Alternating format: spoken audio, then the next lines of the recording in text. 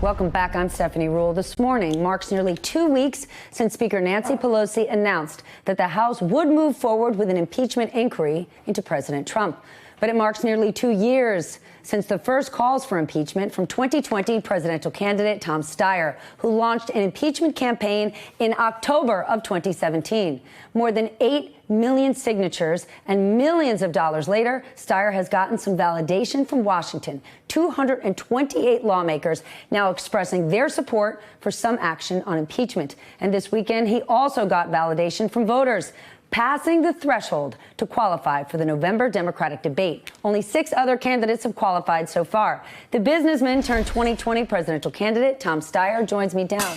Tom, I haven't seen you in a while. Welcome. Congratulations on meeting that threshold for November. What is your take on Nancy Pelosi now moving forward as far as the impeachment inquiry?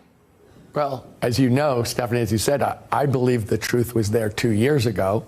I think it's important to hold everybody under the same law, including the president. And I think now the evidence keeps piling up every single day that this is the most corrupt president in American history. How do they make this argument to voters who say, I care about kitchen table issues? You and I both know the House has passed 200 bills. So the argument that Republicans want to make, they're just obstructionists and impeachment doesn't help the American people. Mitch McConnell hasn't even addressed one single thing on gun reform when it's been sitting on his desk for weeks. Stephanie, I'm running for president because this government is broken. I mean, they haven't acted on gun reform, but they haven't acted on climate. They haven't acted really on drug pricing. You know, this is a government in Washington, D.C. that is broken, that has been bought by corporations. That's really what's happened is they're never going to act on those 200 bills. You know it. I know it. The American people know it. They know this government is broken in every single way. Then take me to the Republican Party, because here's the thing. You're a rich guy and you know all sorts of rich people. How is it that the president can make this argument? It's about results, not rhetoric. People care about getting stuff done, the economy. The tax cut hasn't served anyone except those corporations.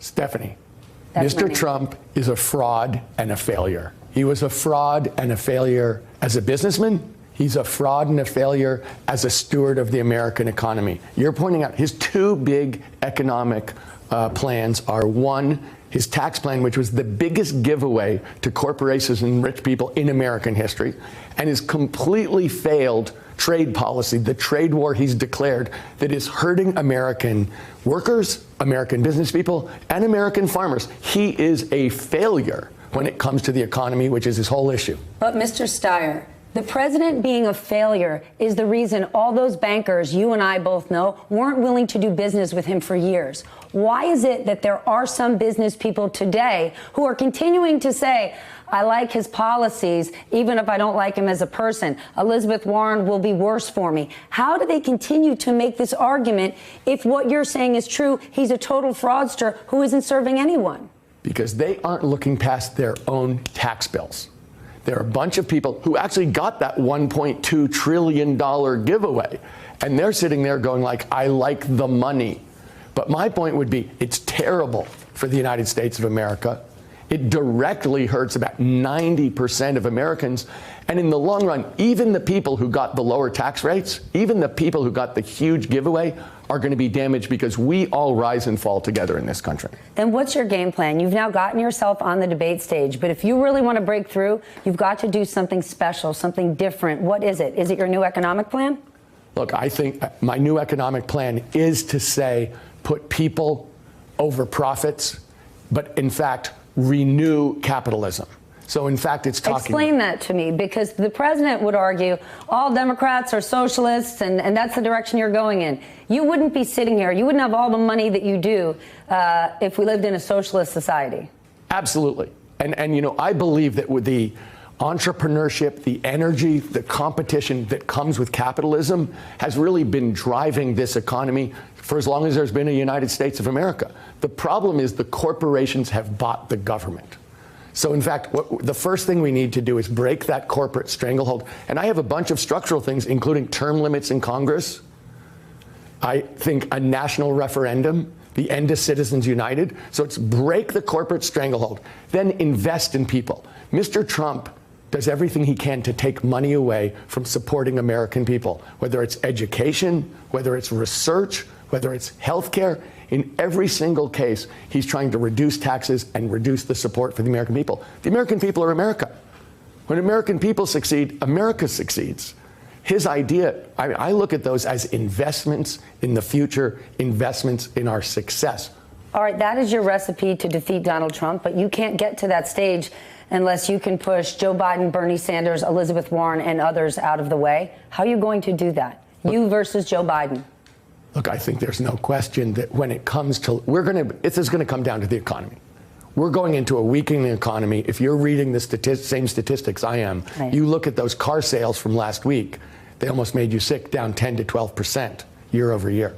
So you know we're coming into a weakening economy. Everybody's going to be looking for one thing: who can beat Trump, continue the prosperity, and make it much more broadly shared.